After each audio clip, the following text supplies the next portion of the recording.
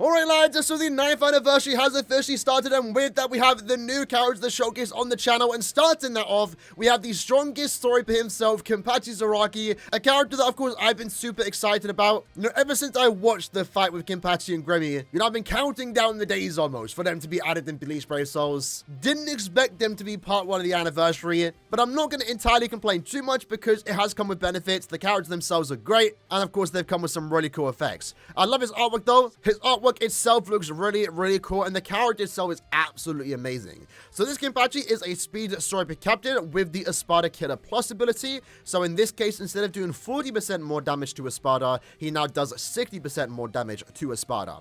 When it comes to the skills this character does have, he has a Frenzy +3 with 100% Berserker, which is insane as is, something that we've almost never seen before. But then he also does get an 80% SP boost. Now, one of the unique things that we are going to see with Kenpachi and also Gremmy is of course the new EX moves, and in his case, Kenpachi's EX move is going to give him a 100% additional SP boost. Now this does stack, so if you have the 80% SP boost from the skill activated and then you use your EX move, it's not just 180% like I first initially thought it was, it's actually a 360% SP boost, which is even crazier. Like, how is this character so overpowered, right? It's absolutely crazy, and I love that he's premium, right? Because having an amazing premium character like this is always welcomed, in my opinion. Now, alongside that, he has some other great things about him. He has Innovator and Lacerator, and also an increased stat ultimate chance against Iran cards to obviously keep his SP boost active. Now, what we have been seeing a lot is characters have an increased chance to inflict stat ultimates, but only against a certain,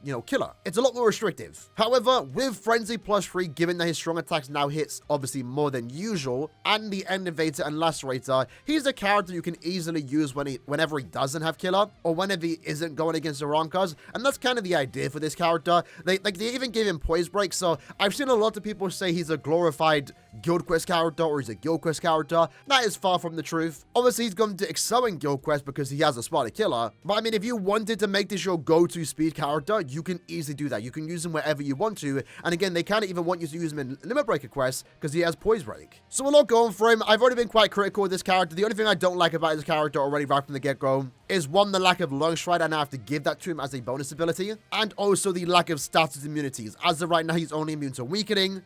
Would have loved if he was just immune to everything. Now, for today's showcase, for the sake of it, we have removed his Transcendence slots just so we can perform at 1 out of 5, and we are going to showcase him at Max Transcendence later this week. Now, when it comes to the accessories and links that we are using, I'm choosing to use a Artisanal Tea Set, of course also a Fortification Pill, and in this case, a 5-star plus Golden Yuki Dispenser. Now, I could use the Lieutenant's Badge, but he already has basically a 130% strong attack damage increase. So I feel like a 20% additional SAD wouldn't be as beneficial as getting the extra SP, especially in this case where he has a 360% SP boost, where maybe having as much SP as possible is going to be more beneficial. So I feel like Kenpachi might be one of those few characters where he's actually better with the Golden Yuki. I'll have to do some more testing in my own time, but right now, this is how I'm going to be using him. When it comes to the soul traits, as always, we are going to be using a Chad and also Ichigo. Good mixture of recharge and strong attack damage. And then we're also using Yachiru because, I mean, having this Yachiru linked to Kenpachi, it kind of just feels right. When it comes to bonus abilities, obviously, I always recommend full stamina and also long stride. You might even want to give him, long stride and SP. But the long stride skill in particular will be changed depending on where you take him. If we're using him in Guild Quest, we'd be doing damage to lacerated enemies. And if we were taking him into Epic Raids, maybe I would give him like weakened defense or something. But with that said, let's jump into some content. Alright then, so taking him straight into Co-op Ultra Inheritance Shells, what you're going to see right from the get-go is that we have no problems we're going to have no problems inflicting SP boost, right? Or our stat elements to get the SP boost, thanks to the fact that he does have Innovator. So every 5 seconds, you have a chance to apply Weakening and also Lacerate on any enemy, which is really good. And it's a skill I believe we haven't seen for quite some time, at least on not a powerful character like this. So I definitely do like that. I think it makes him better having it than not having it, right? Now, in regards to his strong attacks, his SA1 is going to be a lunge forward, his SA2 is going to be a massive AoE around him, and then his SA3 is going to be a 2-stage charge strong attack. So we come here, let's let it off, and then fully charge it up, and then it just does an absolute nuke. And visually on that SA3 too, it looks really cool, with Nozurashi flying across the screen. I believe that SA3 is maybe a reference to him breaking through the space-time dimension when Gremmy did it. I'm not too sure, but even though it's a very weird kit, It's a kit we haven't seen before, all 3 strong attacks in combination. It's still really good. Let's let off the SA3 and look at that. The best part again about that SA3 rise, if you fully charge it up, you're doing crazy damage. If you just tap it, it's still a normal SA3. And if you just charge it up a tiny bit, it still does more damage than a normal SA3. Like if you go here, let it go, crazy damage there. And it also inflicts weakening, right? I mean, Frenzy 3 means your strong attacks are going to hit more compared to any other character. So you have a better chance of inflicting a status on them even without an increased chance. Let's go hit. Let's actually use our EX move. Might as well.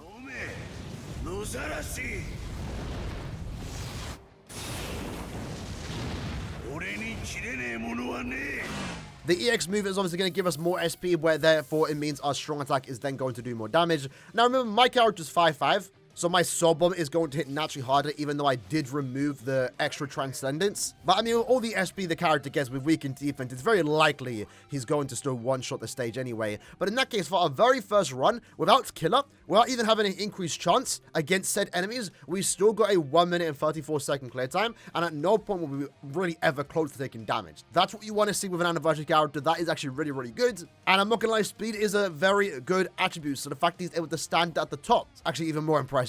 But let's try that once more, see if we can get faster than 134. All right then, so attempt number 2, let's try that again. And maybe I want to use my EX move more often though. I'm still getting used to the EX attack, right? I'm not sure when it's best to use it. My first go-to assumption is to use it during, you know, boss stages, for example. And given the cooldown itself, I think you can really only get it off for like 1 minute. Or most of the 1 minute cooldown, I think you can already really, you know, use it once in a quest if you're actually clearing significantly faster.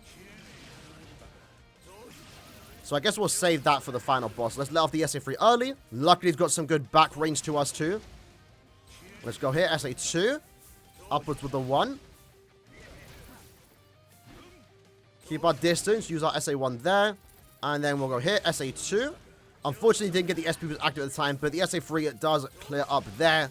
There we go, nice and easy. Now, remember, the EX move itself can also do damage, right? So I guess if we go here, use our EX now, you can see that actually did damage.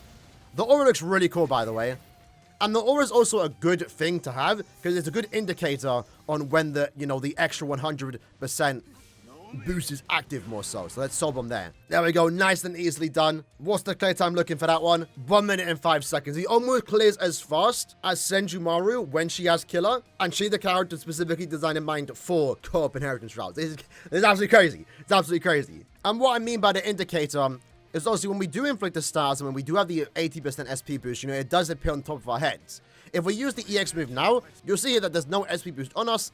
That indicator is the aura. So you definitely can use your EX move whenever you want to, just to get that additional damage at any point. But I definitely say you want to use it while the SP boost is active, just to get even crazier damage, right? Because again, if you use that EX move when the SP boost is active, then you're getting the 360% boost instead of just, you know, the additional 100% if you used it when the SP boost wasn't active. So yeah, this just feels great. Like, you know, we have had plenty of powerful characters that are just powerful for the sake of being powerful, but aren't really fun to play with, right? Kenpachi, though, this is what I want. This is what I want with a Kenpachi. The last Kenpachi that we did get was great. I said he was like the perfect personification of a Kenpachi unit. This one might be more so than that, especially one that is wielding Nozarashi. And I do agree with the complaint, or criticism more so, that Nozarashi does feel awfully small in gameplay. But you can see there what isn't small is the damage that we are dishing out here. Let's go SA1 upwards. We got the SP boost into the 2. The 2 itself is almost nuking, man. That's absolutely crazy. Let me quickly use the EX move. That did, was that 1.3 million damage? No way, right? That might have been 130k. There was no way that was 1.3 mil. I assume that would have been 130k, especially given the fact that we are inheritance trials where enemies are taking like 80% less damage unless they are inflicted with stars. But again, another very consistent clear time, 1 minute and 4 seconds. That's what you want to see. That is actually very good, and that's going to be very consistent for every inheritance trials because this technically is our worst. We don't have an increased chance to inflict stars elements. We aren't going against a run because we aren't going against a Sparta, and we're still almost getting sub 1 minute at 1 out of 5. absolutely insane. Next up, though, let's take him into the Ultimate Byakuya Epic Raid. Right now, by the way, he is a bonus, so he is getting that 3 times damage output. Not like he needs it, but it's something definitely worth mentioning. Now, in this case, for the build, is basically the exact same. The difference is, though, is that we are using these 3 Toshiro pets, giving us 60% Berserker, and obviously 60% more damage at full stamina. And then we are using these 3 soul traits, just strong attack damage and also full stamina. Because if possible, I would like to finish this quest as fast as possible, hopefully with only like 3 strong attacks needed. Now, if we can do that, that would actually be very, very good. If we get a statusman right from the get-go, I think it will be possible. But for those that don't know, remember in epic raids, the boss itself cannot be inflicted with lacerate when they're attacking. So we can't get the SP boost. Oh, look at that. Damn. Let's use the EX move. Okay, never mind. The soul one did enough damage. I think it's definitely possible for him to basically like one-shot the boss with the amount of damage that he does have. 16 seconds for our first clear time, and I don't think we even got like the most optimal run. Let's try that again. I guess in this case, just to start it off, we'll use our soul bomb right away, right? Then let's get the EX move. Was that a mill on that SA3 and then SA2? 8 seconds. 8 seconds. Solo epic raid run. 8 seconds. Absolutely crazy. If I get killed Byakuya too quick, he didn't realize he died. But the question is, can we get faster than 7 seconds? I would like to believe so. Let's soul bomb. Use the 2 now. Then go 3. Let that off. EX move. I forgot to use that actually. Damn.